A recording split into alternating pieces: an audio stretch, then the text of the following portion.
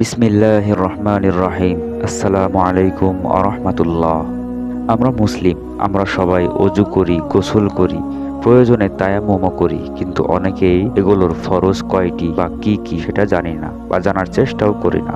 আমি এই ভিডিওটি বানিয়েছি সবার জন্য। আপনি নিজেও শিখতে পারবেন, আপনার আপনজনকেও শেখাতে পারবেন, বিশেষ করে আপনাদের ছোট বাচ্চাদের খুব সহজে এগুলো শেখাতে পারবেন।